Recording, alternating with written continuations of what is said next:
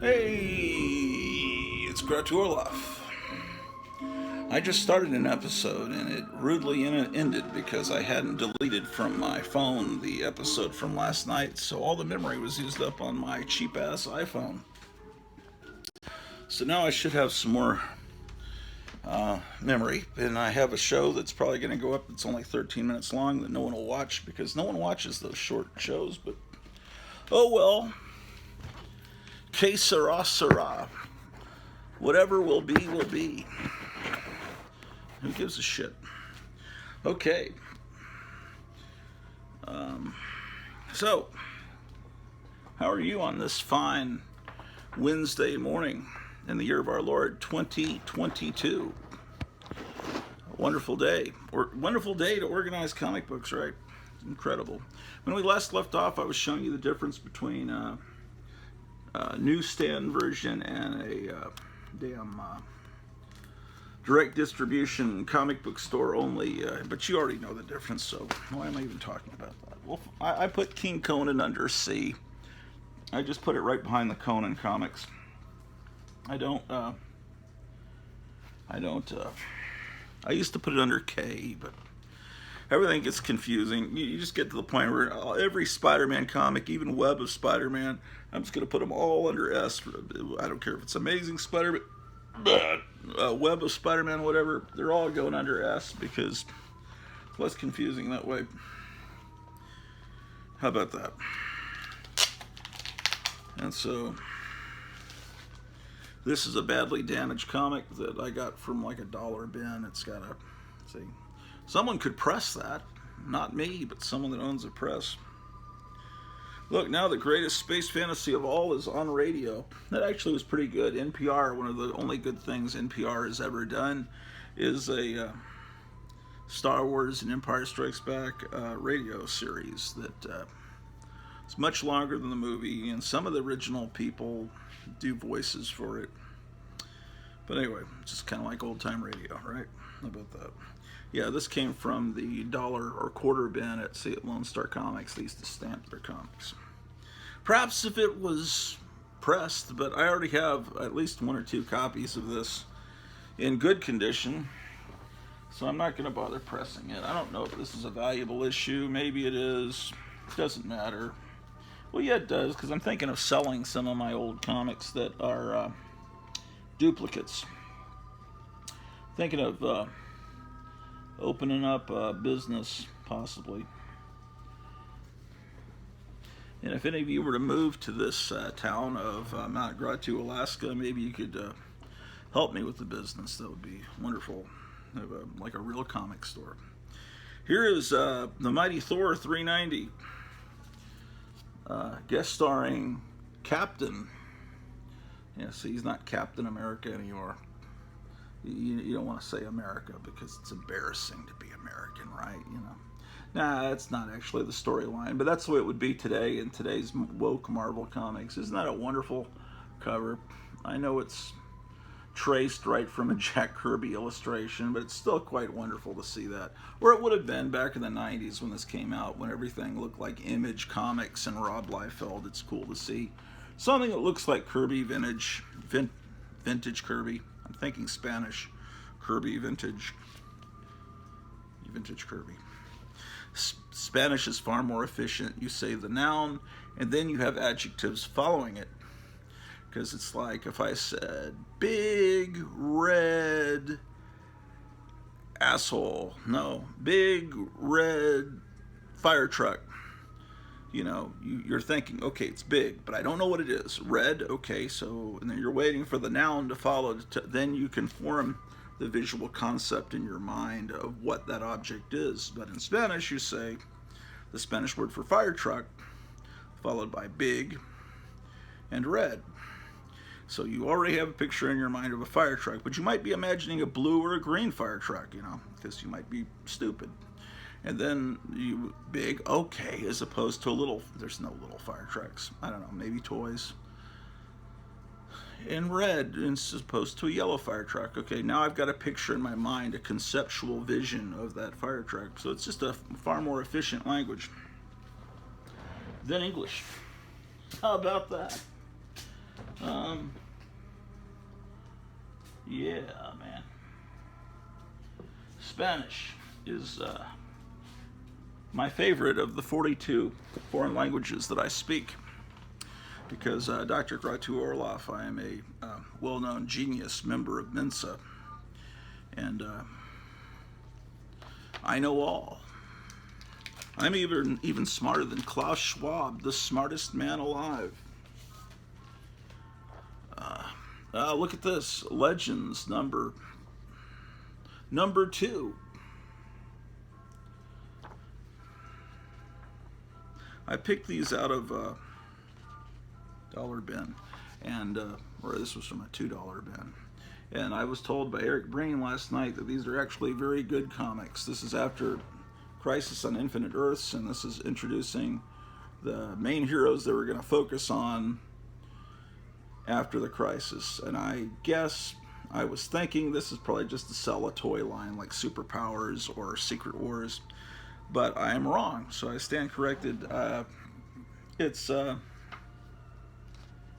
spicy meatball. Yeah, it's got John Byrne art and everything. But you know what? I was just so disappointed and crushed that they just said, okay, you know, all those comics you ever read, they're gone. This is the new paradigm. This is the new reality. That's the thing about Crisis on Infinite Earths. I didn't want to like it. I was in college, and you tell me everything I've read for the last, when did that happen? About 82? Nah, I was in high school then. I don't know, I graduated in 83.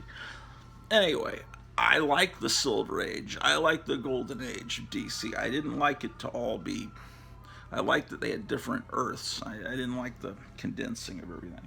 But I guess it was to make it less confusing for new comic book readers. But now there are new comic book readers, except the only new comic book readers that exist now are, well, in theory, there's a few of the TikTok generation that read comics, but man, most of them just, I don't know. Who knows? Here's a Christmas cover. I need to put this in my Christmas box. Okay, I think what this is reprints of a character that appeared in Creepy or Eerie, probably Eerie. I could be wrong, but then I could be right. No. Story and art by Jim Starlin. Okay. Yeah, no, I'm wrong.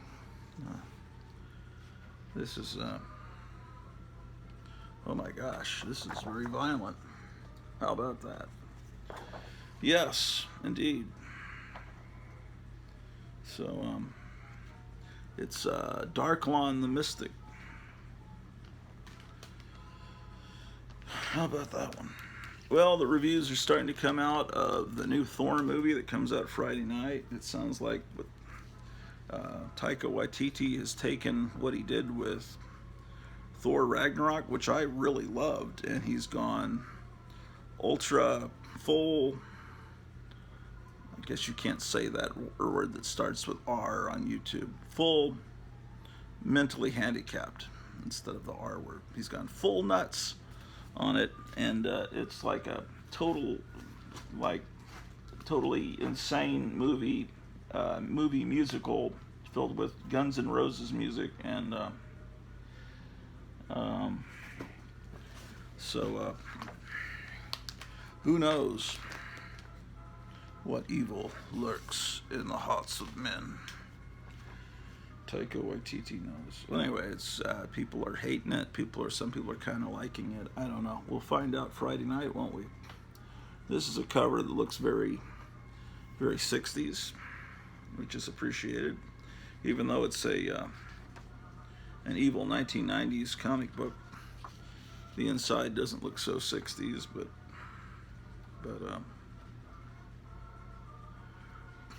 that looks like that shooter the other day that in Illinois, Daredevil. They're trying to say he's obviously a Trump supporter. Look at a picture of this guy. He's not a Trump. Well, he was at a Trump rally taking his picture. Yeah, because he was goofing on the rally. That is clearly a lefty Antifa type guy. Cauldron #1. Not this isn't a real comic. This is a this is not by real I mean DC or Marvel. It's one of these independent indie comics, and it's got lots of ass and let's see. Oh, look at the centerfold, man. That looks like that guy in Illinois the other day, the shooter. But actually, this art is kind of cool. You know, it's weird. They got this character, right? And they've got this character. And who did they choose to put it in as the centerfold? The witch one. Yeah, man. Let's see what we got here. Oh my gosh. It says, oh look, it starts with a Shakespeare quote, so it's very sophisticated. Make all our trumpets speak, give them all breath, those clamorous harbingers of blood and death, William Shakespeare. And then you turn the page, and it's this phallic symbol, man. So it's high class. And look, I've got 2 copies, so I could potentially trade this with one of you for you know, like an early issue of Spider-Man, Amazing Spider-Man, you know, Steve Ditko era, something like that. But seriously, I know I'm being funny, but I would trade. I'd like to trade for older books. So I've got too many of the comics from this time period, man.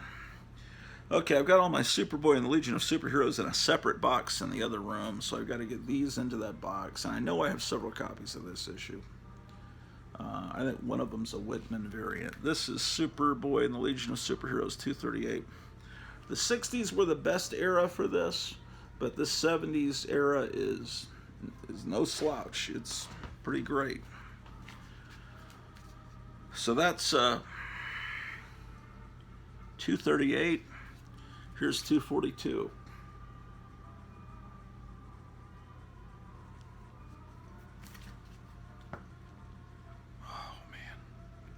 It's such a shame that Mark of the Beast. See, it's not there on that cover, but here it's there. I think it started about 1978. That was not a good thing when that came along. Have you ever bought a comic book and they wave the wand or the little light beam over that? Has anyone ever seen that actually used on a comic book? Seriously. I mean, I guess if you bought it at a supermarket, but they don't sell comics at supermarkets. Maybe somewhere. I've never seen a comic book store that had a UPC reader. Yeah, I mean, I've never bought. Maybe if you bought it at a Barnes and Noble or something, they don't have comics either. Maybe they used to, I don't know. But this has been here and making comic book covers look terrible for decades. And that's issue 251. And I've never seen it used. It's just useless. 255.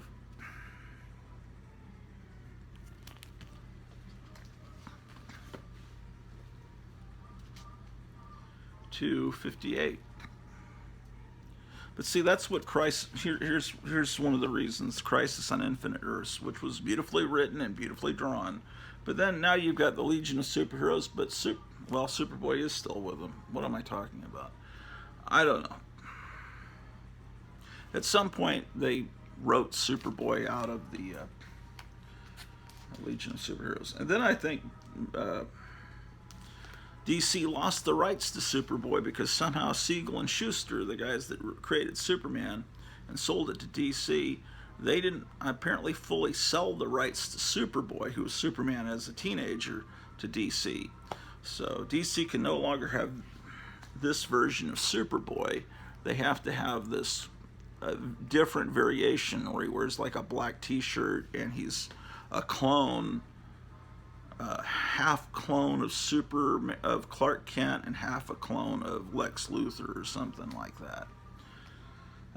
This is such a beautiful cover. Dave Stevens.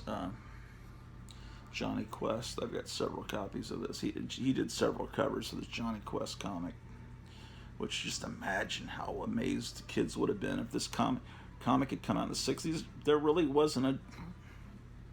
Was there a Johnny Quest comic in the 60s? Or maybe there was one that came out for like one issue, but there was not like a long run of a Johnny Quest comic in the 60s. Johnny Quest started in, was it 64 or was it 63? Someone will be able to tell me. But it really wasn't until the 90s that Johnny Quest became a comic book. Issue 7. The other one was 3. I think I have a complete run. These are just extra copies, more than likely. Here's the Inhumanoids. Now this was a toy, and this thing could benefit from being flattened. It's got a... So does this one. These were going to be thrown away in front of a comic book store, and I said, hey, I'll take those. That's 2, 3, and 4. Inhumanoid. You don't see them very often, maybe because no one cares. That's probably a good reason why you don't see them. Inhumanoids would come before Invaders and after Hulk. Okay, these Johnny Quest comics go over here because they're independent. Superboy goes under S. Spider-Man, Submariner, Superman Family, Suicide Squad, Superboy is in front of Superman. Here's giant size Doc Savage.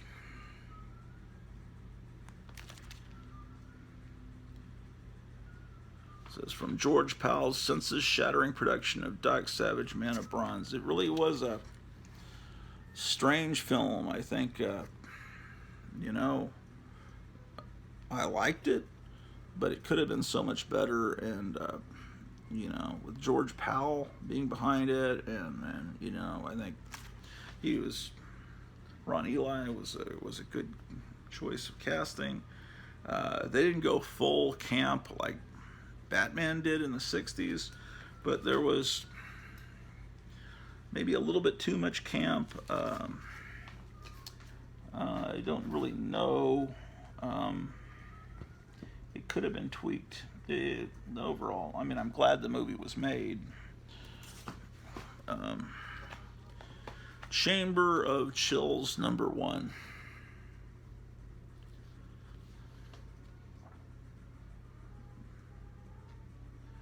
Yeah, so Chamber of Chills #1. Moon of Madness, Moon of Fear. So you got a Craig Russell and Dan Adkins artist with George Alec Effinger is the writer. So it has this is a news story, one news story as of like 1973 when this came out, and then it has a reprint from the 50s, you know, and then towards the back it's got a another modern story about a dragon slayer.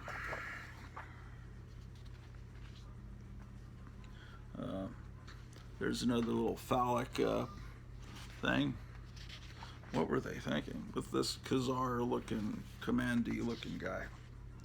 So, you know, I remember Chamber of Chills as being all 50s reprints, but apparently not in issue 1. They were trying to do some new stories. But I think as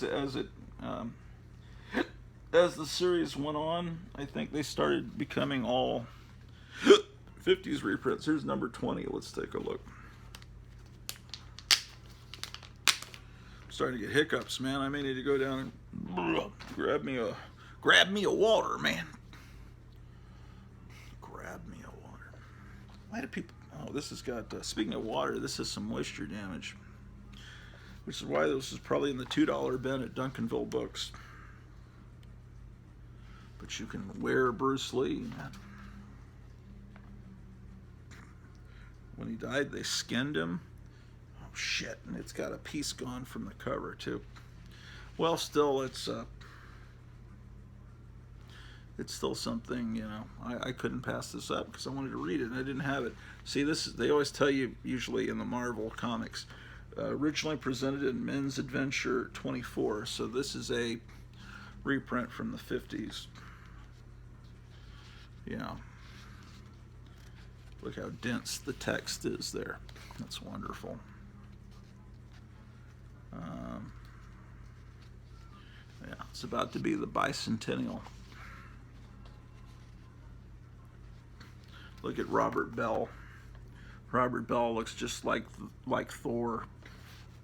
There used to be a guy that ran a comic store in Fort Worth called Tanner Miles. And he had a store that sold comic books and movie posters, and I lived about 20 miles away. So as a kid, that might as well be the other side of the universe. I was never going to get my parents to take me to Fort Worth to a comic store, but I saw the ad in the 1976 comic book price guide, Overstreet, and I saw this guy, and he had a cartoon of himself that he looked like Thor. And then when I finally got into that was 76. When I finally got to his store, a good 8 years later, when I met my friend Tom Renoni, and I was in college at that point, and he drove me over there, and the guy had an unbelievable poster selection in the back room and comics. He's a great guy, but he didn't look like Thor. Oh man. Look at this horrible guy. Would you buy Grit from him? Did someone draw on that? Or is that really... Look at how it was printed. I guess they were trying to make it color because they have his shirt blue, but his hair looks purple. He looks like an Antifa idiot. Yeah, here's Madness in the Morgue, reprinted from Men's Adventure 24. Are all the stories in here from Men's Adventure 24? Yeah, they were real lazy. It looks like they just reprinted the whole comic Men's Adventure 24 in Chamber of Chills number 20. So anyway, but these 50s reprints are fun. So that's Chamber of Chills number 20. I'll have you know. But when I get all these comics ultimately all together, I'll be able to see, do I have another copy of Chamber of Chills 20? It's in better shape. If I do, I will get rid of that one. Claw the Unconquered number 5. This is Marvel DC trying to do a Conan type comic. No, and they had this band, like a cigar band going across the top. That was about 1976, or was it maybe late 75? Still the era of Evel Knievel. Let's take a look. Yeah, remember these collector's editions. There's an ad for a comic I cannot find. The first appearance of Power Girl, when they brought I have it, but that didn't disappear in the movie. I was having trouble finding it back in Grotuville in Texas. Yeah, I got this the summer of 75. Christmas of 75, the $6 Million Man. So, yeah, I was trying to prove my point that this is a 76 comic. It's probably going to be a 75 comic. Let's take a look. I don't have my reading glasses on. It is February 1976, which means that it was on sale in the beginning of 1975. Yes, indeed. So, yeah, there's certain little things you can tell about, when comics came out, besides just the prices. Now, say, it was a 25-cent comic. which is what comics were about, you know, in the mid 70s. Earlier part of the 70s, they were 20 cents. Nixon took the United States off the gold standard. That's important because it's still having effects with us today. That's why our economy is starting to crash and nosedive, because they started printing money that wasn't based on anything. And then they started just printing astronomical amounts of money during the couple of years where we had to wear these things, you know, and just giving it out indiscriminately. And it's just like, let's just print more. It has no value. And Nixon was convinced to go off the gold standard by Henry Kissinger, who is not the good guy that you have been taught. Henry Kissinger was Klaus Schwab was the protege of Henry Kissinger. He is these are Blofeld type villains.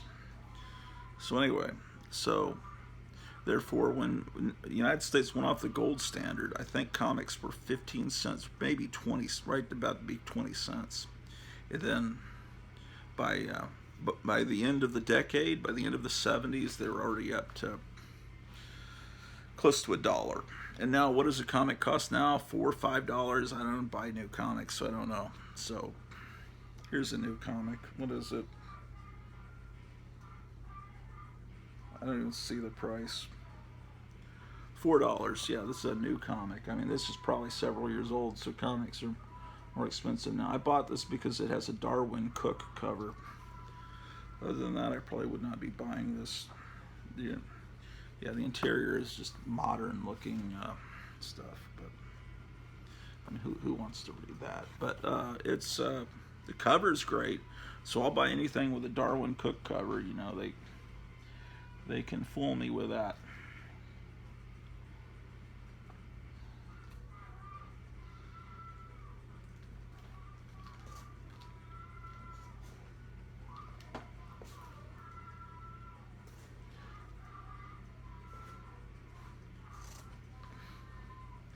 Here's this is pretty damn cool. Late 80s, I guess. They got Dick Sprang, one of the original great Batman artists, to do this cover for this Two-Face graphic novel deal. Anyway, it's great to see this guy, who's probably in his 80s at the time, coming back and doing something wonderful.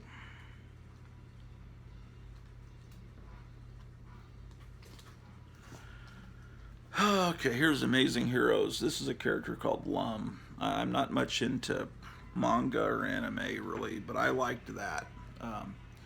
She was like a demon, like a Japanese. I think they call them oni. They're like these kind of I don't know if they're fallen angels. They're kind of these demons, or maybe they're half good. I don't know, but that's what she's supposed to be. See, she has little horns. But anyway, this comic book, which they call manga, it's in the cartoons, which they call anime, that they made from it, are kind of like Bewitched. You know, it's like this crazy supernatural character that's in love with this normal guy. I like that stuff. So anyway, this is Amazing Heroes. It's the size of a comic book.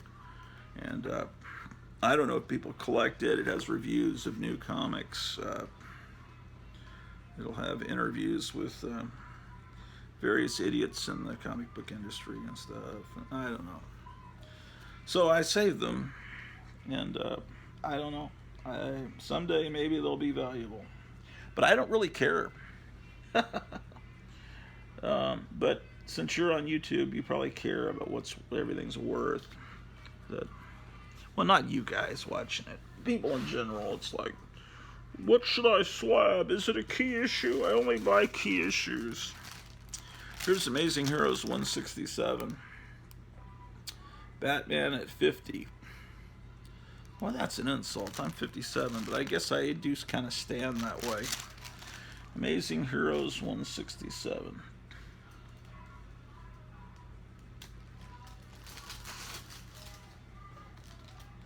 Flash 244.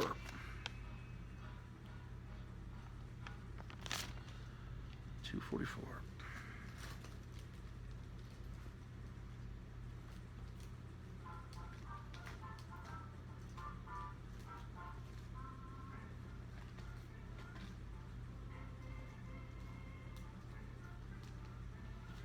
Okay, Fantastic Four, Fantasy Masterpieces, Freedom Fighters, Flash. Yeah. Inflation, it's just a wonderful thing, but yeah, it's to a large degree it's because we went off the gold standard. Marvel and DC present. This is X-Men meeting the Teen Titans. You know, the thing about it, yeah, do you file it under X-Men or Teen Titans? You know, it depends. I guess you have to have 2 copies to file it both places. Yeah, inflation. Yeah, I love it. It's great. What was I talking about?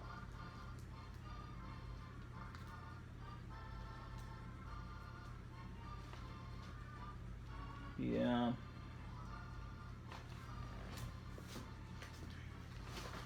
Yeah, but you know, while we were on the gold standard, you know, comic books were 10 cents from the time they were created in the 30s, all through the 40s, all through the 50s, till about 1961 they went up to 12 cents. All through the 60s they were, till the very end of the 60s, then they went up to 15 cents. Just slight changes. But then once we went off the gold standard, the comics went up about every year or two. Okay. Here's an issue of Verotica. Someone's put yellow dots over the nipples here. Verotica was Glenn Danzig's deal. Glenn Danzig of the Misfits and I guess his band Danzig. He wanted to make his own comic book company, but it's just a dirty. Is there a single page I could show you in here? No, probably not. Yeah, no, it's all dirty. The thing about it is, I put that over here with the independent comics. Oh, he made a movie a few years ago. Came out on Blu-ray called Verotica, based on his comics. It's god awful, but it's kind of funny, I guess. Here's an issue of Batgirl that I bought because of the Darwin Cook cover. I mean, that's really great. That's worthy of being framed. But the comic inside is not going to be as good. But Darwin Cook, fantastic.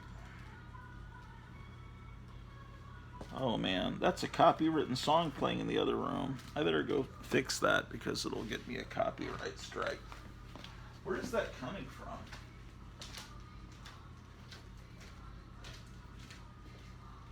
Oh, I see.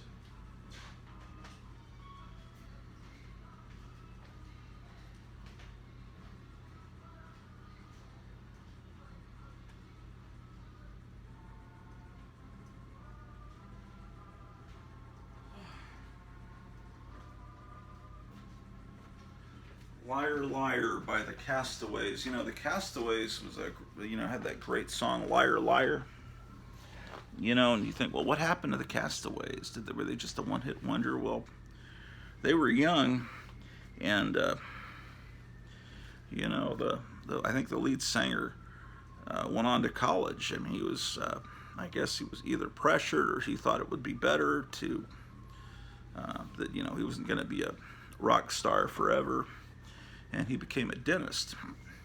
There's Xena Warrior Princess. I have 2 copies of that. I liked that show, at least early on. I liked the show. It really, I thought she was really pretty, and the comic, I mean, the TV show felt like I was reading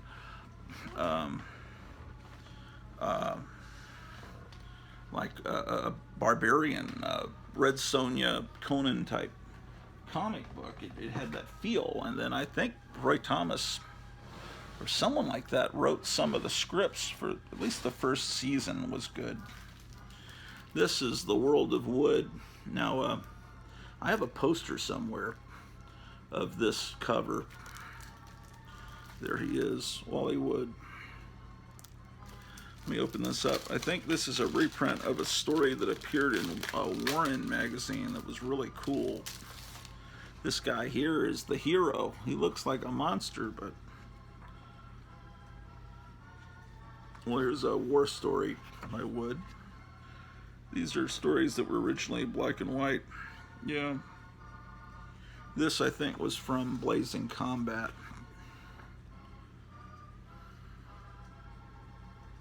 Oh, yeah, and then this is from Canon, The Misfits, which was it?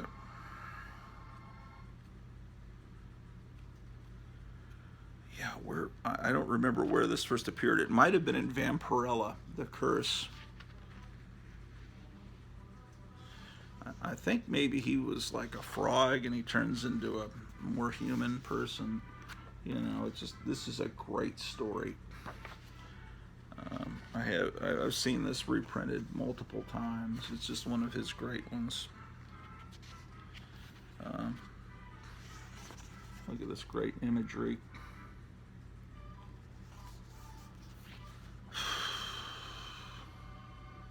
I'm reading the notifications that are appearing on the phone. I mean, there's... Yeah, at the end, you know, he rescues the girl. At the end, he turns back into a lizard.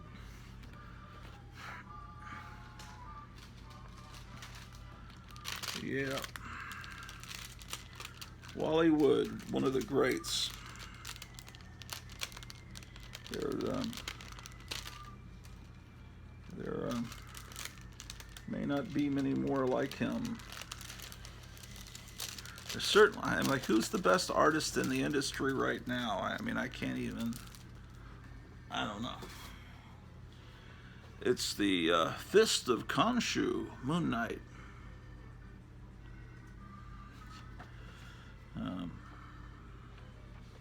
I don't know. Had a juvenile thought about fisting, and then I started thinking about Richard Gere and the gerbil, and I started laughing. I don't know, something about it. It's very immature when I see Fist of Khonshu. I don't know why I think that. 3, 4. Here's number 2 of this series. Is this valueless now? The TV show was a turd. I mean, like the Eternals. I don't know. I mean, Moon Knight was a really cool, intriguing character, and then they make a show, a disappointing show. I mean, because all people do is invest in comics, right? No one reads them. They're just all these fucking morons. So a character is only as good as their TV show or movie. Okay, speaking of that, here's Morbius. Everyone was speculating on Morbius. They thought he was going to be the next big thing. Now this is cool because this is reprinting his appearances from the early 70s. See, it's Classic Tales of the Living Vampire. So that even though this was from the 90s, the hell? Look how they're selling this. And she's just the designer. Marvel Swimsuit Edition. So this is the girl they hired to design the swimsuits for the superheroes you'll see in bikinis in this Marvel swimsuit special. That's something that woke Marvel would never do today. Put the person that designed the comic in a swimsuit to sell it. Oh well. There once was a time, although this wasn't a great time in the 1990s, I have to admit. Here's a Stridex ad. Apparently you can get a free X-Men comic. If you have Zits, you can get a free X-Men comic. Yeah, this was, yeah, I have a bunch of copies of this. He was in, Morbius didn't have his own title. He was in, was it Supernatural Thrillers or something like that? He was in a comic that he was in it for at least a good year, I think, maybe. So this is the 1990s reprinting, the early 70s. So I would put it under M for Morbius. Morbius, the living vampire. Yeah, at the risk of sounding like your insane uncle that or grandfather that tells you the same stories over and over again, I'll tell you the story again for those of you that are new to the channel. The Comics Code came in basically in 1955 and forbid vampires and werewolves and the living dead in comic books. So they relaxed their standards in around 1971, and all of a sudden you could have vampires. So all of a sudden Marvel had a comic with Dracula as the main character, Tomb of Dracula, and then they had a magazine version, Dracula Lives, and then they did this. Morbius started appearing in Spider-Man, then he got his own. But it was Morbius the Living Vampire, because even though the Comics Code said, okay, you can have the living dead are okay, they just wanted to make it, well, he's not undead, it's Morbius the Living Vampire. And then they had, I think I just saw a copy, where is it? And then, here's a copy of Supernatural Thrillers. It's The Living Mummy. They had to always put living there to remind you it's okay, he's alive, he's not really undead. Don't get us, because they wanted to make sure they had that Comics Code of Authority approval stamp. So it's Morbius, Living Vampire, The Living Mummy. The Living Colossus was a giant stone guy, but he was alive, don't worry, he's not undead. There's the value stamp intact. So anyway, that's the way that worked. So I just thought about the fact the magazine says Dracula Lives. Even there, of course, that wasn't a code-approved thing. So, Supernatural Thrillers will go under S. I think I have multiple copies of this issue too.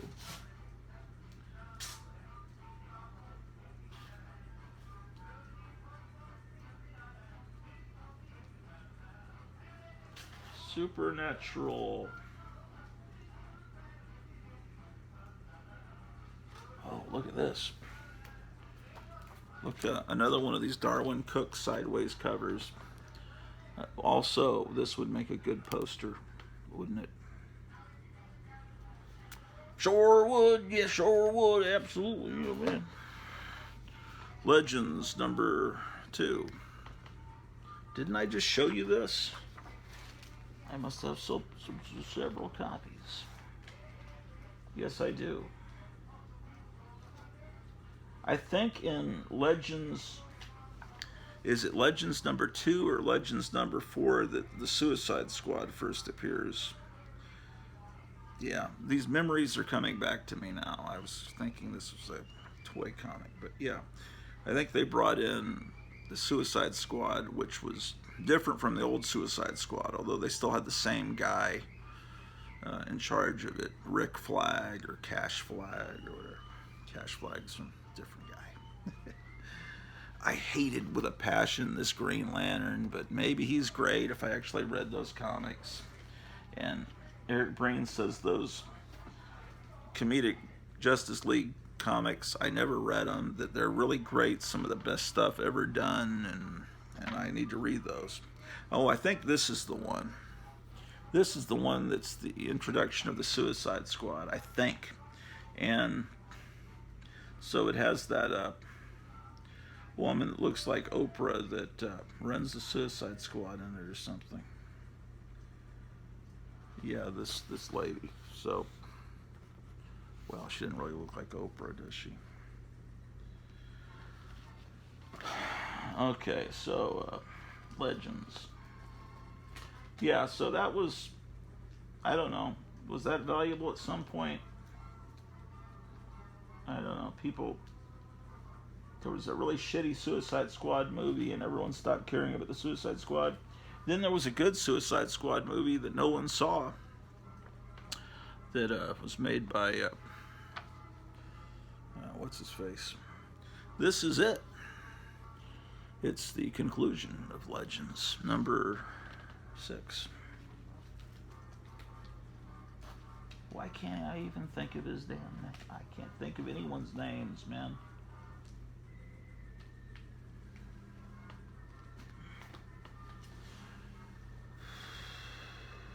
Damn.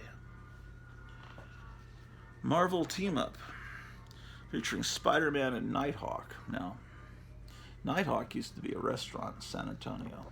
Comic Crypt Keeper of Castle Hills will remember it more than likely. But I don't know if it's still open. It was something my mom always talked about because she grew up in San Antonio, born in the 1920s. But, you know, they have Nighthawk frozen dinners at the supermarket. Well, at least, I don't know what they have at the one supermarket that's here locally here in Alaska. But the Nighthawk frozen meals are a simulation of the food that you would get at the Nighthawk restaurant. Kind of like most places in the United States don't have White Castle restaurants, but you can get the slider hamburgers in your supermarket. So this is off cut, so that makes it more valuable. Don't listen to me. I'm feeding you full of bullshit, man. BS alert. I don't know. That's the way it was printed, man. At least this copy was. Who cares? But it won't be a 9.8 if I send it off to CGC. Who the fuck cares? Fuck you and your CGC. I mean, I'm seriously starting to get mad about it. I mean, CGC, let them just go out of business. Fucking slabbing comics, and now they're slabbing old VHS cassettes. Fuck that shit, man. Let's go back to, okay, this comic's good. This is very good. Good plus. This is fine. I'm sick of this. Is it a 9.4 or is it a 9.5? Who the fuck cares? I'm going to go get me a water.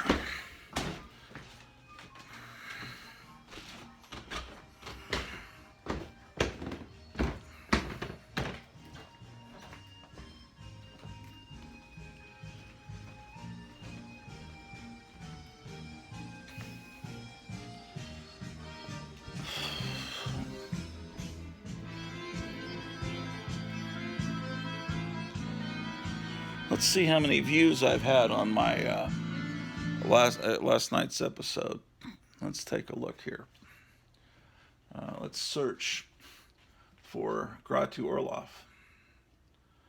I now have 366 subscribers. I got a new subscriber, Friar Tuck subscribed. You might remember him. Let's see. So this is my episode from last night. It says 58 views. Let's see if that's accurate. Hey guys, it's episode 5. Yeah, only 58 views, man. That's ridiculous. What is wrong with you guys? Let's see. This should have more than 276 views. What are you guys, like, out of your mind? This is where Horror Mike first appears. This is his first appearance, man. It's collectible. Maybe because I just walk away from the camera in the middle of the show. Maybe people don't like that. Don't the people on CNN just sometimes walk off camera for a good 15 minutes? I don't know. It seems like they might. Yeah, you know, I don't think I'm ever going to be one of the big shining stars of YouTube. I don't think so. I do not believe this to be the case. I'll never be monetized, man. They got me shadow banned. The man has me down. It's ridiculous.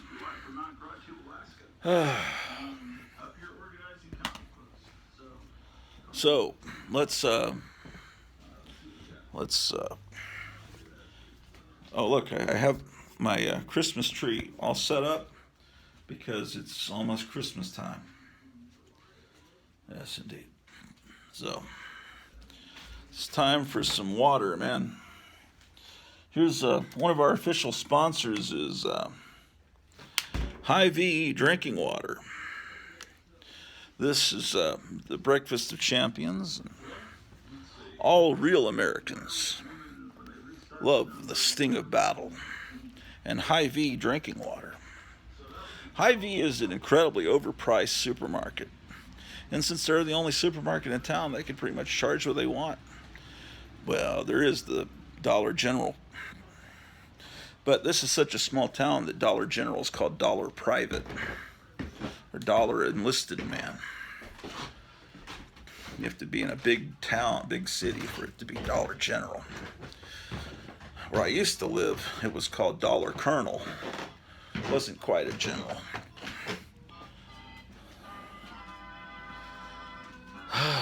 Oh, I'm going to test you guys.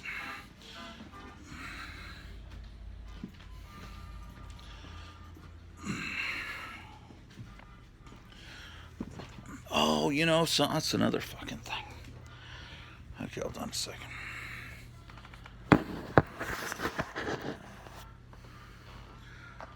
Don't ask me why I have these sequence cards, but I think you're supposed to put these in order, right? This guy's swinging a golf club, and this guy is like got his hands in a pile of dog shit, and this woman is feeling rain. Oh wait, I think this goes with this idiot. No, with this idiot. Right, but what's the sequence? This teaches kids how to think, how to be a human being. Okay, I guess he has to put the ball down first, then he swings at it. So it'd be this one, then this one, right?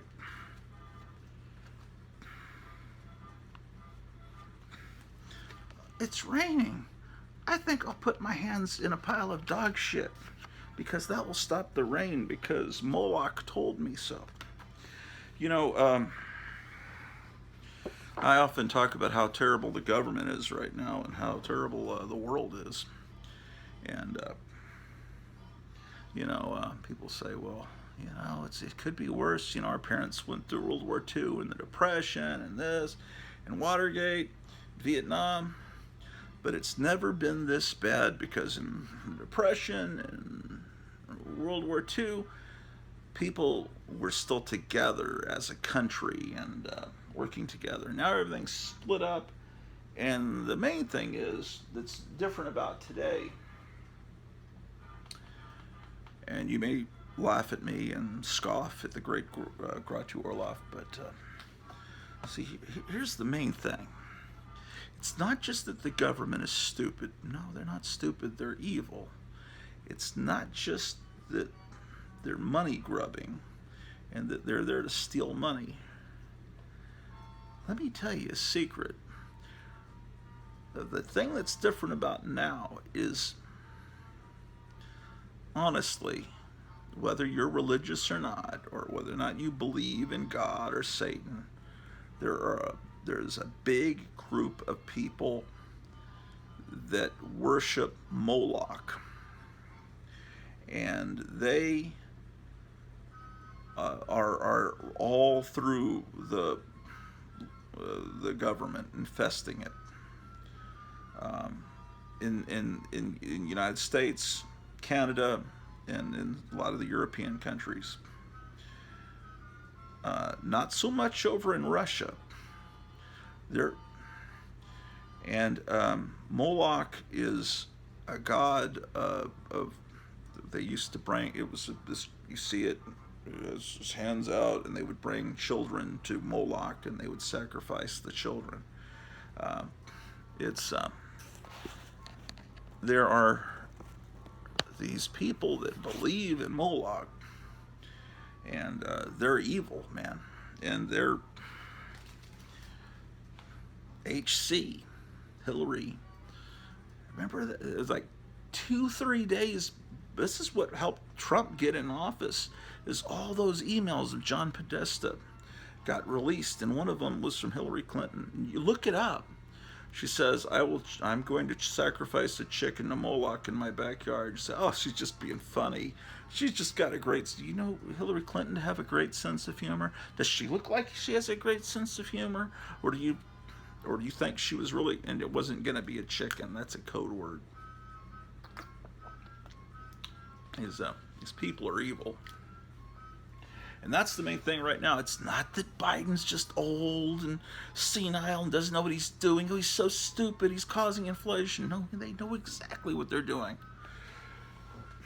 And but I'm organizing my comics, so that will stop the liberal world order. That will help. Okay, so, but you know, as long as we've got Spider-Man teaming up with Frogman, that's like that Pepe the Frog. They should have Spider-Man teaming up with him. Oh yeah, get your Kool-Aid Man. It's Kool-Aid Man comic book, which was a tie-in with the video game, right?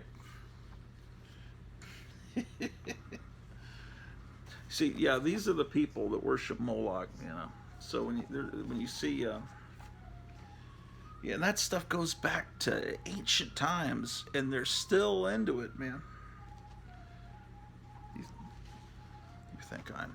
You think I'm a fool, but someday you'll realize. You say he was right all along, Gratu Orlov. Yeah. You got to know what the enemy really is. You say, I don't believe in that nonsense. It doesn't matter. They believe in it. Marvel Team Up 31, Spider-Man and Iron Fist. How about that? How about that one? It is not amazing. It's 25-cent era, so you always open it up and look to make sure the value stamp is still present.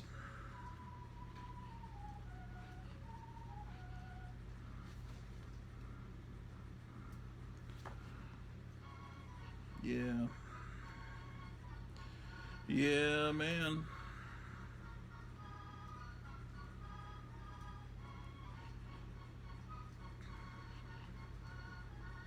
I think this is right before the value stamps came in. Marvel Team Up number 31. Incredible. Spider-Man sure to team up with a lot of motherfuckers.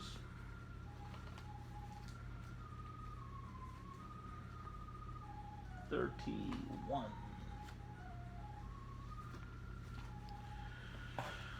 Oh, this is cool. This is from the 90s, I think. The Human Torch. It's made to look, you know, it's got a 40s, that's the type covers they'd have in the 40s, but it's a painted version. But the thing about this is it reprints 1940s comics inside. I like that they put the UPC code on the back to not mar the front cover. That's a smart move. But the insides are printed to look like the paper's brown. That's actually the way the book looked when it was new. And it's to make you feel like you're really reading a book that was printed in 1944 or something. So, yeah, it's pretty damn neat. And see, that's the original cover there that they have. It's an Alex Schomburg cover, and then this new painted cover was done by Ray Lago.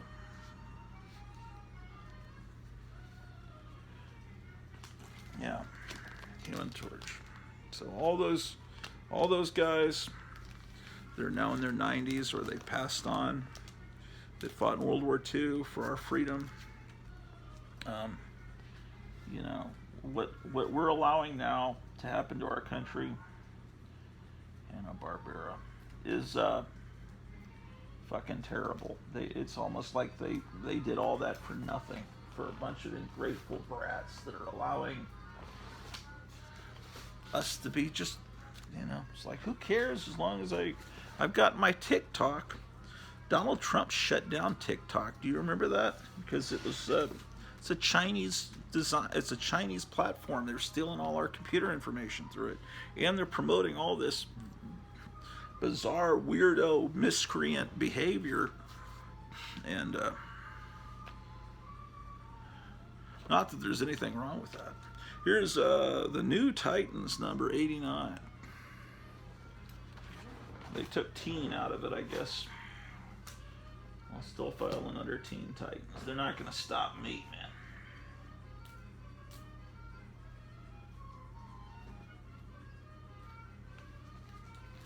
Yeah, man. Okay. Here's more of these Savage Avengers.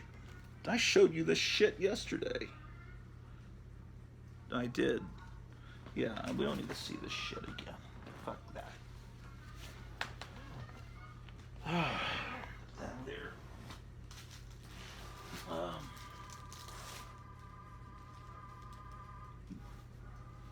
Oh, here's World's Finest, number 188. I think I showed you this yesterday. I did. I did indeed. I think so. Oh, here's another one of these Danzig comics from that Veronica. It's got a Dave Stevens cover, so I kind of want to show it to you, but it's got nudity, so let me censor it slightly. But it's a beautiful Dave Stevens cover. So yeah. Venus Domina. I'll put that with the... This is an Underground comic. I've got a separate box for Underground comics. It's got ads for other comics that are for sale.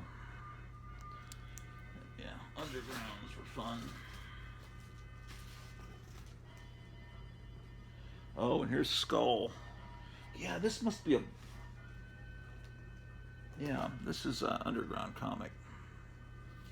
The Underground artists of the 60s and early 70s were very influenced by EC, because that was their childhood. This has Richard Corbin art.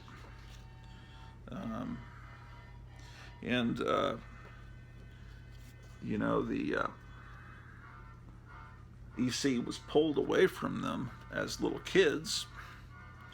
And then, you know, rock and roll came in, and which is kind of like, well, your degenerate comic books have been pulled away from you, and now they've got this seal that they're sanitized. But right when it's whack-a-mole, right when the man knocked the evil comic books down and tamed them, almost day and date, the Sun Records started coming out, and Bill Haley's Rock Around the Clock. So they knocked the comics down, and all of a sudden rock and roll exploded. It's all the same thing. It's not a demonic entity, although you might think that. You say, Gratu, you hate Satan. You're talking about the government. Yeah, I don't know. I mean, it is kind of. It is kind of, I don't know, I can't really explain why I like a comic like this that's clearly not, you know, something that Jesus and his apostles would have hung around reading. But somehow that comic, or EC Comics, or 50s rock and roll, is still not as evil as the people in the halls of power that are... They're doing all the let's just raise the price, man. If you can't afford an electric car, hey, that's on you. That's your fucking problem, buddy. And where do you get the power for electric cars? Wait, that's electricity. Where does that come from? It's just, it doesn't. Well, we've always got solar power and wind power. How well did that work in Texas a couple of years ago? I was in Texas, and they turned off our heat. A block away, they still had electricity because they let it, on the major streets where the stores were and the restaurants, they let them keep their power. But we'll turn it off in the neighborhoods. Well, it was 0 degrees, or right around 0 degrees, because someone had pressed the button like Ming the Merciless. Let's make it cold for those fuckers because they voted for Trump. And so it was 0 degrees, which it never is in Texas. And then they turn off our electricity. So it got down to about 40 or 39 degrees inside the house. And I did YouTube videos from that. You can watch them. Yeah. Oh wow, this is great. So I got a taste of what the government can do to you and what they'll do to. They're just about to shut off our food. But that's okay. We don't need to eat. I'm fat enough. I can just live off the fat of the land, man. Take a couple of weeks to. It's all right. Everything's gonna work out right because God always wins, right? Oh, This is not a comic book. This is not something you need to see. Something from Italy where they produced horrible things. Here's I used to think it was Von Bode, but I think it's Baudet. Yes, he is kind of like the Jim Morrison of underground comics. He was this guy with long hair. He was so popular, and then he passed away and left this legacy. He did stuff for National Lampoon and the movie Wizards, the Ralph Bakshi movie, was an attempt to, because Ralph Bakshi did never really do anything original. That was his attempt to kind of rip off Von Baudet and Lord of the Rings, right? And, anything he did was, actually, Mighty Heroes was pretty original. And it was good. Here's Grim Wit, another underground comic with another delightful Richard Corbin cover. I just love his art. Yeah, this is another underground comic. See, underground comics are not just independent comics. They are actually produced by the underground, and of course there's Arcrum. And I don't know why I couldn't remember James Gunn's name a minute ago, but yeah, James Gunn. I still have hope that the new Guardians of the Galaxy will be good. I hope that this Thor movie does not annoy me too much tomorrow, but we'll see how I feel. Another Verotic comic. And this is this artist Simon Beasley, who reminds me of Richard Corbin, but he's this is just a bunch of pinups, man. This is all pretty demonic. Yeah, it's just a bunch of demonic little pictures. Oh my gosh, shocking stuff. Some pictures I can't show you. Yeah. Here's Wally Wood doing his dirty Alice. I'll cover it up. Alice in Wonderland, called Malice in Wonderland. This is one of these dirty comics that what Wood produced in the 70s, and this kayfabe went all the way through one of these Wally Wood comics a few weeks ago and showed you every panel, but I'm not going to do that here because it's a family show. Betty by the Hour. Now, there's some Betty Page comic that comes out today, nowadays, but this is some comic done by, I don't know, looks like it was done by Italians or something. The artwork's good. But I don't know. I don't kind of like the fact that Betty Page is being portrayed as a prostitute here. But the artwork's good. It looks like classic art. Yeah. Yeah. It looks very.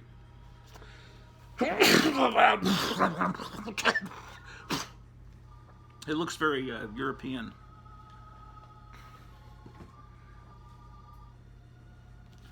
Yeah, James Gunn, the Guardians of the Galaxy guy, this is one of his favorite comics as a kid, Scamp. I'll put that with the Disney books.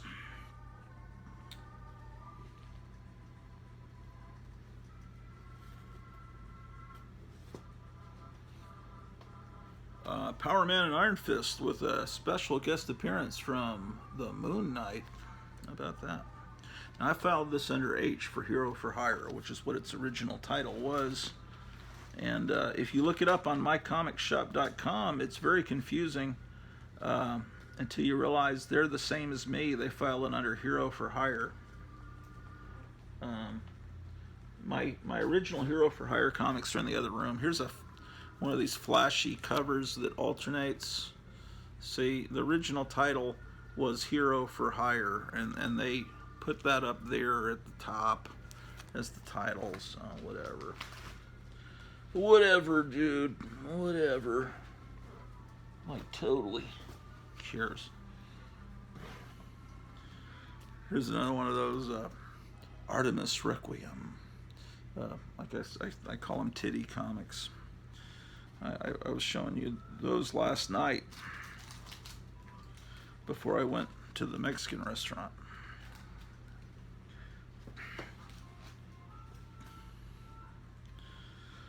Okay, Spider-Girl.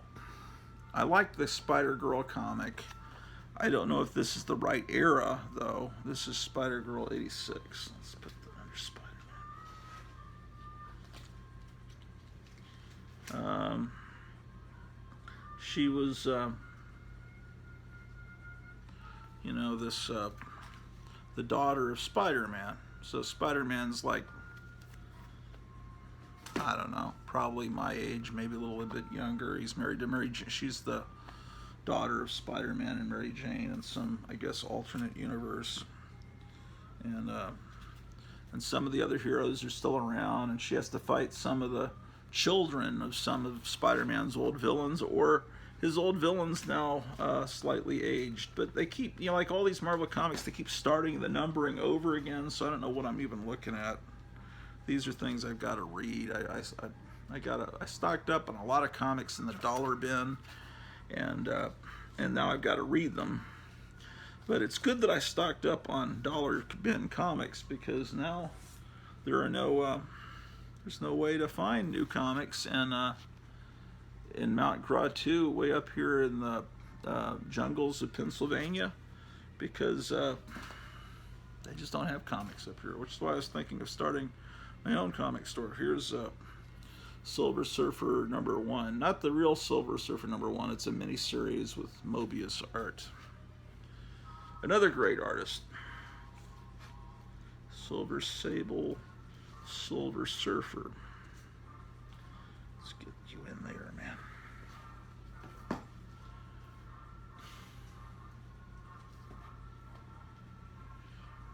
The Question, #18.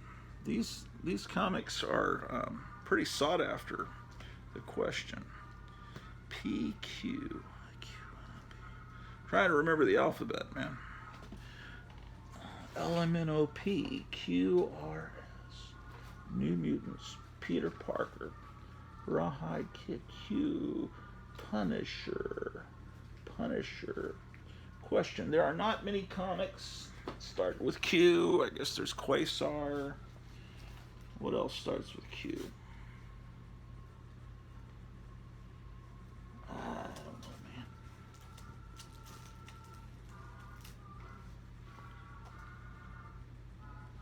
Terminator, The Enemy Within. Look at that cover.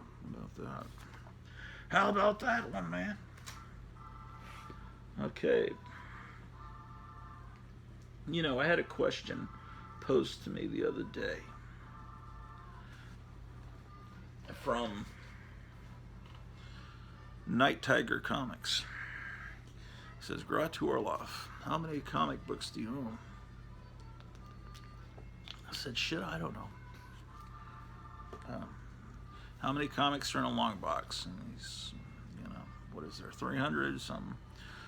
Let's count now while we're on the air. Let's get an approximate number,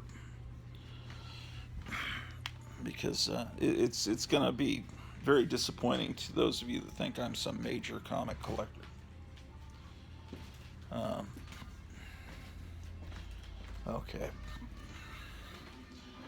Okay, so I'll count boxes, then I'll try to do the math. Okay. Now, these are long boxes.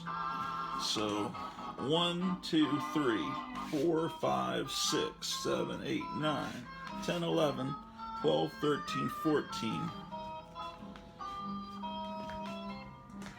15, 16, 17, 18, 19, 20, 21, 22, 23, 24, 5, 26. Okay. 2 short boxes make 1 long box. 27, 28, 29, 30, 31, 32, 33, 34.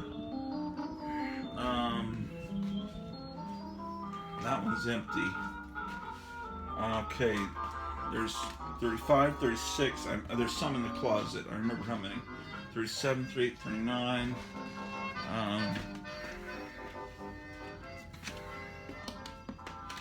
Okay, are these filled? What are these? Empty?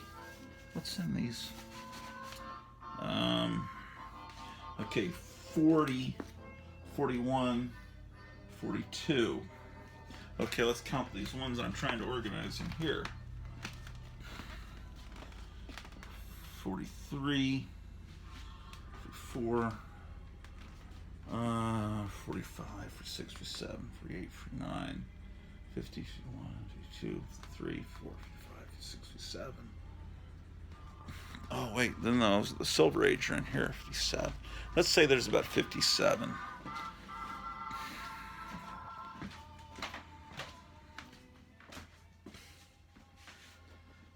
58, 59, 60, 61, 62.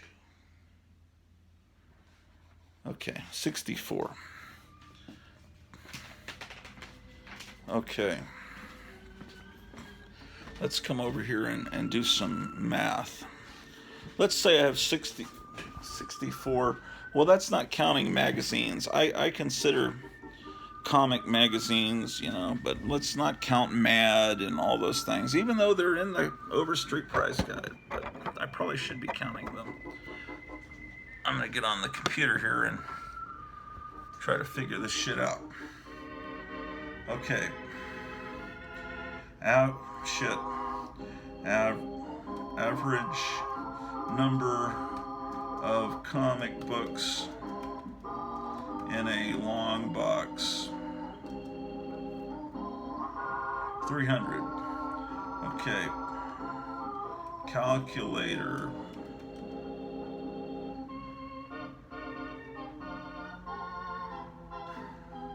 $300 times 70. 21,000. I don't know. I think I might have 21,000 comics. Possibly. I don't know. Who knows? Look at this amazing painting that Meyer Greenblatt did for me. On the back. That's the source material that he patterned the art from. I gotta get a little miniature frame for this. That's just astounding. He was telling me he might come visit me here in Mount Grotto, Kentucky. And Graphic Man said he might. And Captain Strangelove said he'll try to come back at some point. He's still got a lot of his cologne and toothbrush and some towels in the bathroom. So hopefully, maybe they'll all come back at the same time and we can have a big shindig, hoedown, hootenanny, and broadcast it live on the Grotto Orloff Color Inspirational Network. All right, so having said that, it is what it is. To say two of my those are two of the cliches that I hate the most. And it is what it is about, that's several years old. But some idiots still say it is what it is. But the new one that everyone's using now is, having said that, or that being said. Listen, you'll hear it all the time now. It's stuck in your head, you know.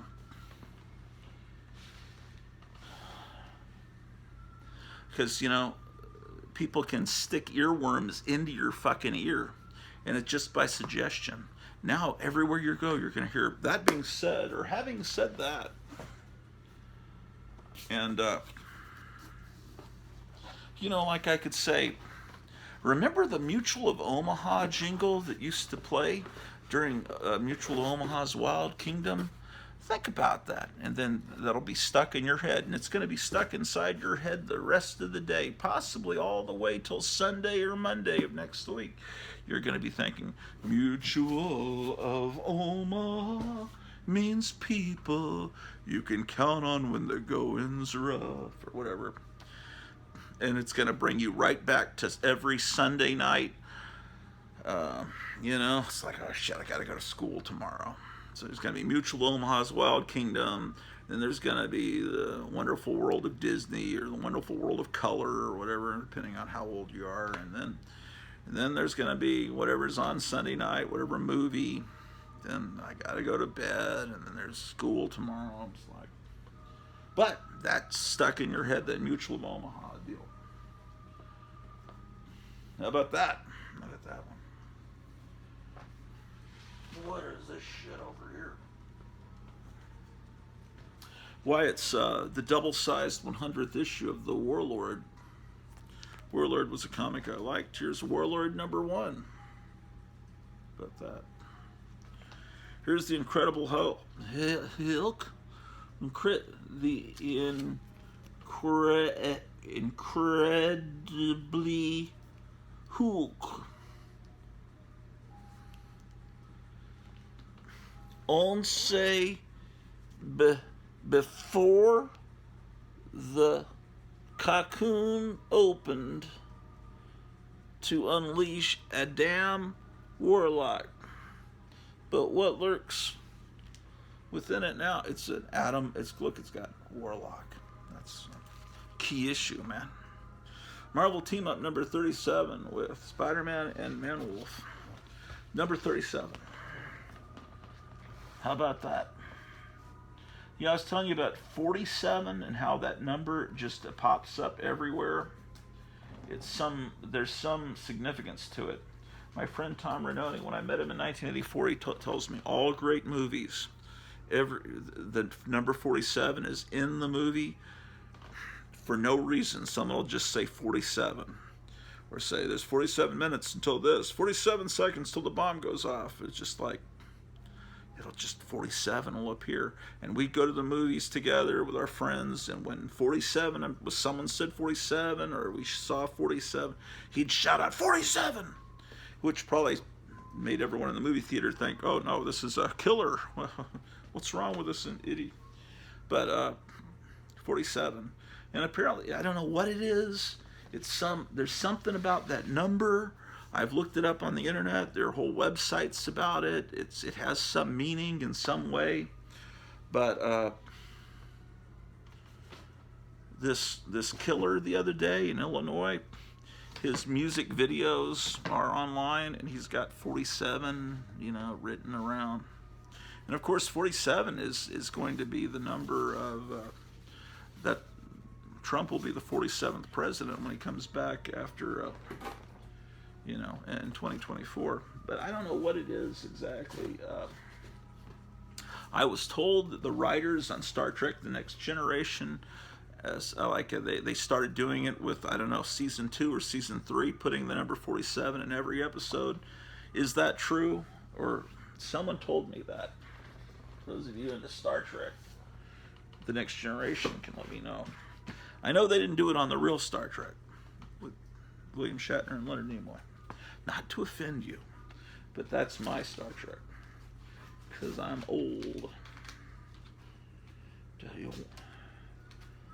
Warlord. W comes before X. Or does it? WXYZ.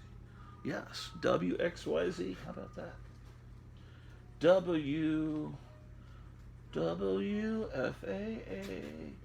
News Talk 57. I used to listen to this talk radio in the 70s in Dallas. WFAA, News Talk 57.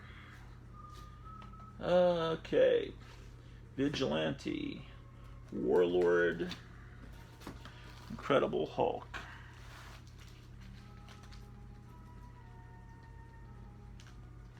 Oh, I needed to do something. What was that? What is this shit? Frankencastle. This is apparently Punisher and Frankenstein mashed together. Is this any good? I don't know. You have to tell me. Ah, Frankencastle.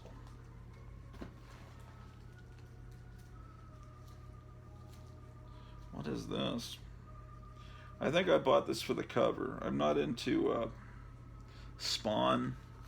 It's what's the, is it a Secret Wars comic or is it called Hail Hydra? I don't know. I don't even know where to file that. I'll put it over here until I can figure it out.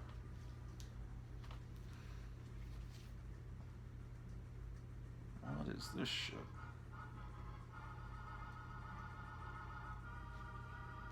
It's some it's called 13 something. It's some, I don't think that's Marvel or DC. It says Global Comics.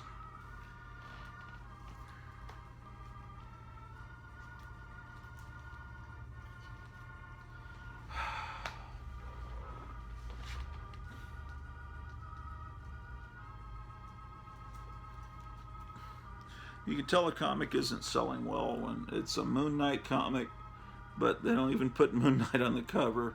It's Punisher blowing the title apart. I guess he is technically on the cover up there in the corner.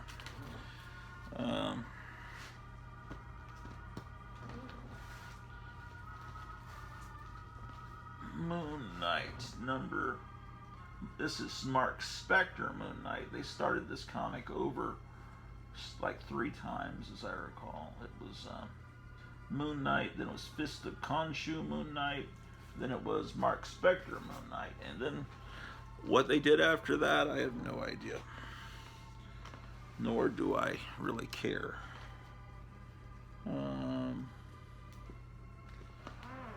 Shit.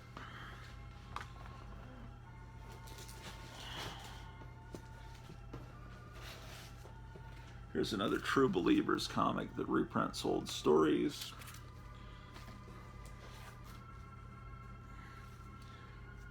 Here's a beautiful Alex Ross cover.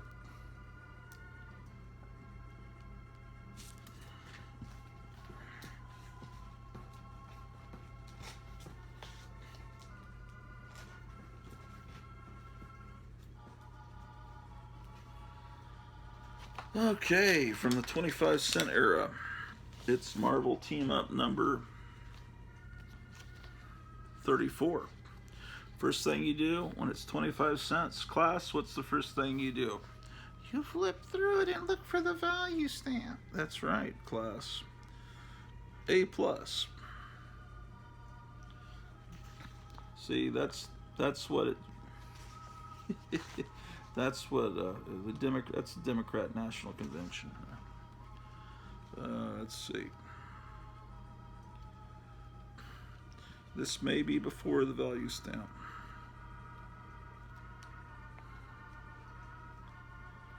Yeah. There's Spider-Man selling Hostess Twinkies. I'm sorry, apple pies. They're radioactive and they'll give you superpowers.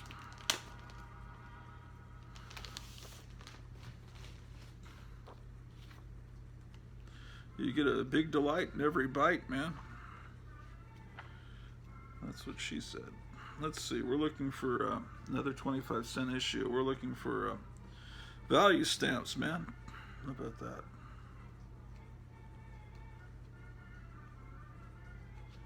I think 38, I didn't have them yet.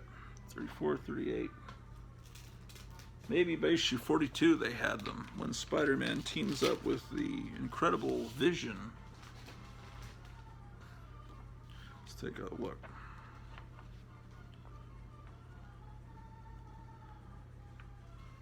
This is when they had little pieces of a puzzle that you had to cut out to make a big picture. See, and this issue, if you cut it, if some idiot cut it out, it would cut out. You would lose part of this ad for books about the Old West. But the gunfighters. So you learn about John Wesley Hardin, a man so mean he once shot a man just for snoring. Remember that commercial? But sometimes when they cut them out, the value stamp has art, part of the story on the other side, and it really messes up your day, brother. Well, it's Spider-Man and Moondragon. Who's this bald chick, man? Look for, yeah, the value stamp is intact. How about that? The Marvel explosion is here, ladies and gentlemen.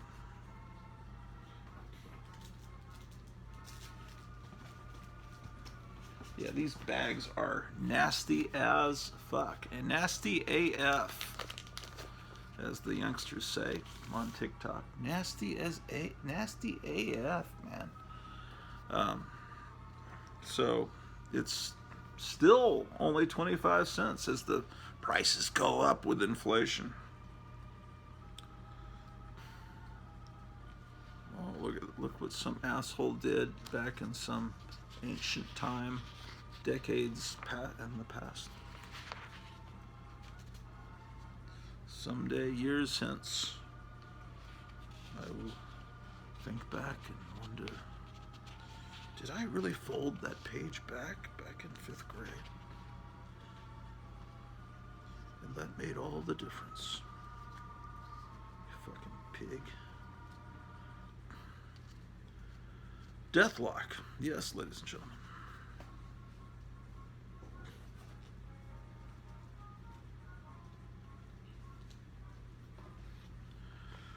Alright, someone told me Deathlock appeared in that S.H.I.E.L.D. TV show that I couldn't stand. I imagine he wasn't cool looking like he was in the comic, or I would have heard about it. Here's the devil selling cars to you.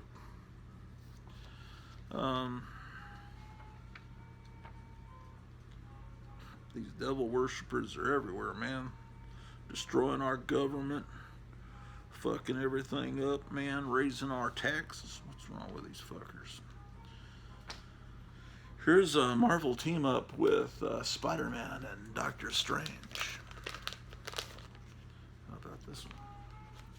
Well, I have 2 copies of this, so if you're looking for this issue, I could trade with you. Wouldn't that be special? Yeah, watch out for that brain freeze, Mr. Bear. Yes, indeed. Yeah, right. That's number 50, by the way. It's a key issue, man. Key issue. Damn. I've got to find, there's the other one. I got to find something to show on Graphic Man's show tonight, because we're doing the 4. Look how these books are stuck together. Crap. These old bags and this old tape, man. It is nasty AF, man. This is Spider-Man and Captain America, number 52. And number 54.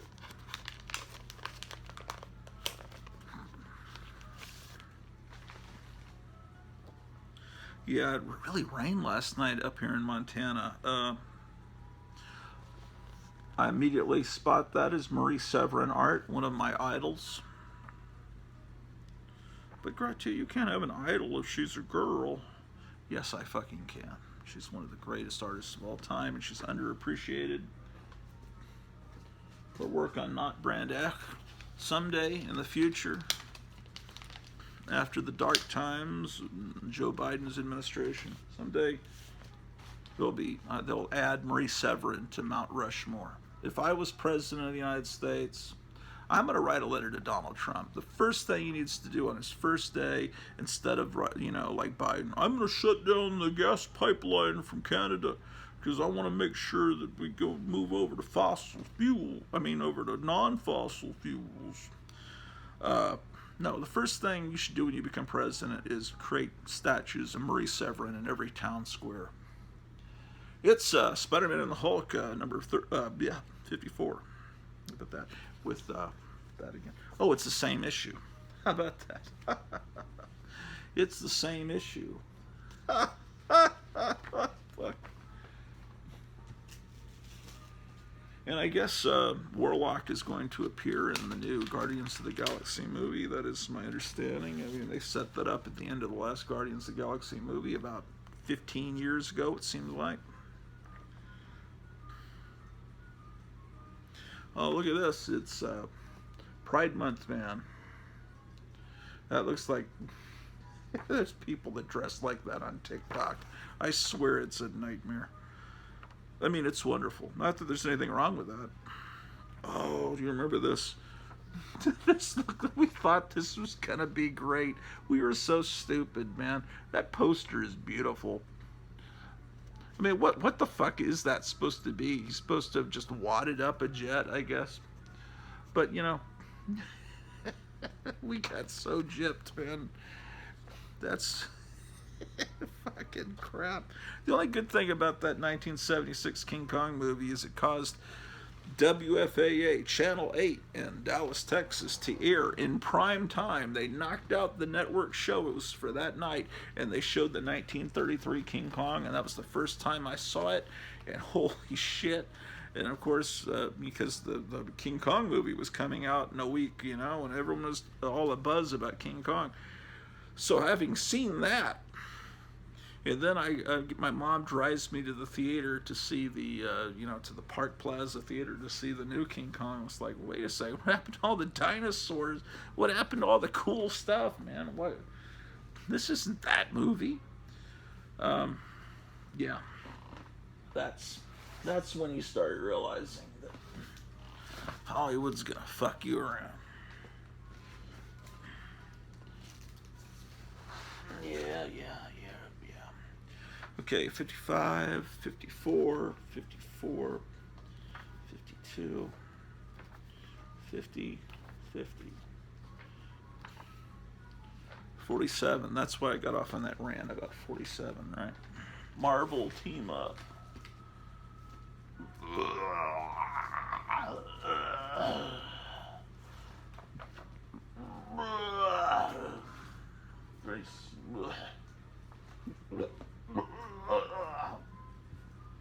46, 44, 42, 38, 37, 34. Okay, we got those fuckers in there. And then this is this I think is Astro City, and this goes over with the Independents. All right, this goes under True Believers.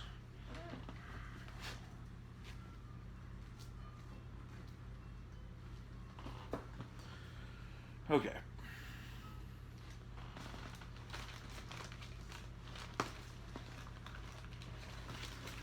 What a wonderful day we're having. What a blessing to have such a wonderful day. I'm not kidding. It is a nice day outside. What a great day this is. Are you having a great day? Yeah.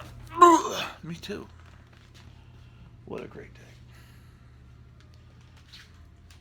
It's a great morning, and it's going to be a great day.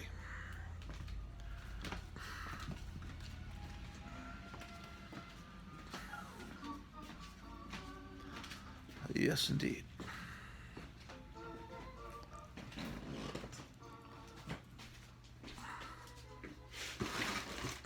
Throwing away those old, disgusting bags.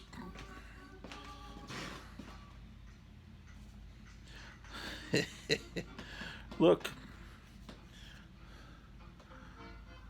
it's President George Bush. He's a hero of Desert Shield, right? Here's Dan Quayle. But you'd never thought you'd see Dan Quayle on a collectible card. Here's Alex. He's there's all his stats. He's a drug-sniffing dog. And here's some policemen. Who is this guy? It's Jack Long of the Duncanville Police Department. Yeah, they printed cards for all the Duncanville policemen. That's probably a hard job to be a policeman in Duncanville. I mean, I would drive to Duncanville Books, but you aren't in a nice town in Duncanville. Trust me. It's right next to Oak Cliff, which you might know if you follow the Kennedy assassination. You know that Oswald was living in Oak Cliff, and Oak Cliff wasn't a nice area in 1963, and it certainly isn't today.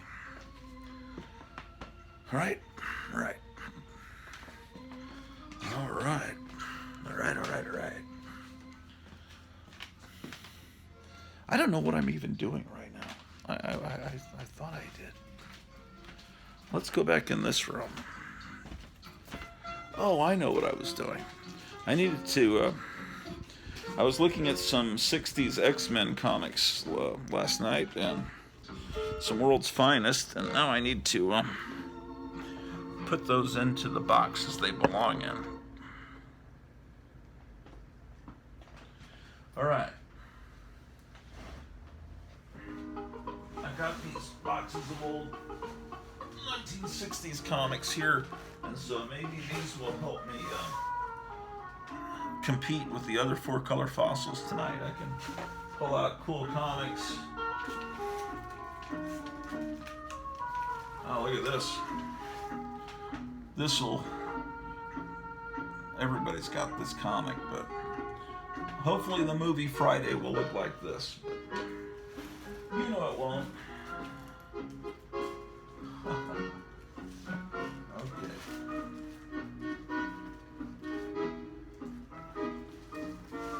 Okay. So yesterday I showed you World's Finest 179, and here's 173. Now that technically that's the first appearance of Two-Face in a Silver Age comic. So that's a key issue. Here's 170. I probably should turn the light on.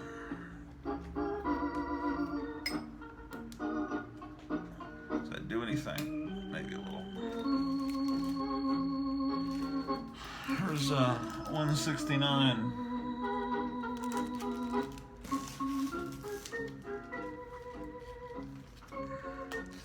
$161.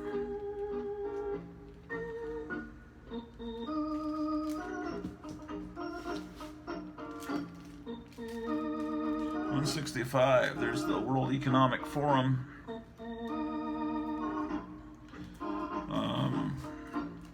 $164.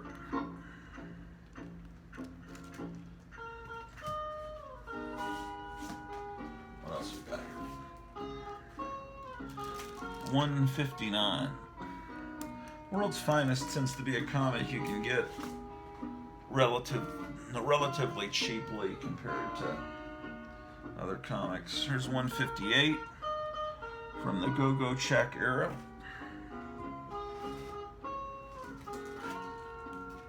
Oh, here's this 156 is a purple cover, and it's got a Joker cover. So you know that's from when the TV show was on the air. Even if you're a neophyte comic collector. Oh, this is a key issue. This is the issue that meme comes from, where Batman is slapping Robin, that you see all over the internet.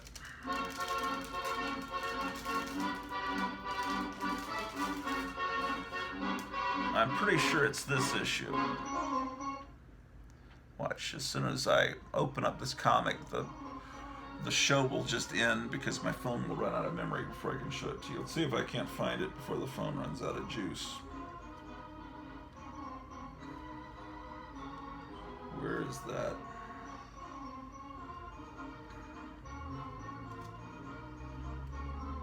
Yeah, I bought this years ago before. See, it's an imaginary story. All the normal stories of Batman and Robin are true stories, but this is an imaginary one. That's how they would get around the stories that were crazy back then. They just say it's an imaginary story, it's not real. It's like Marvel did later with the What If comics. Come on. Maybe I'm wrong. Maybe it's not this issue, but I think it is.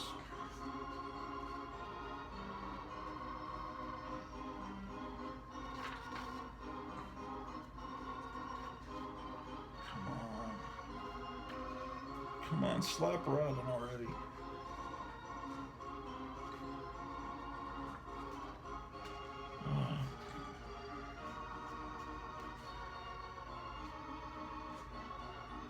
I think it says the Spectre is coming.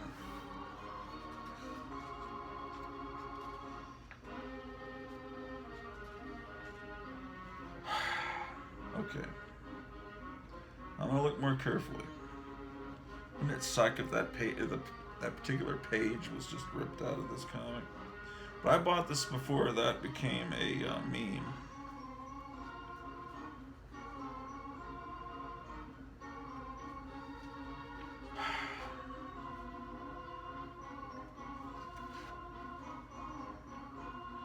What?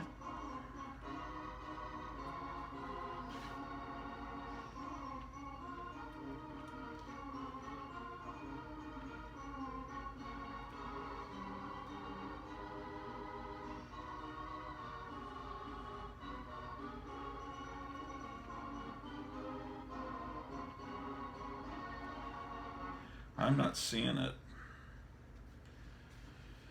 I'm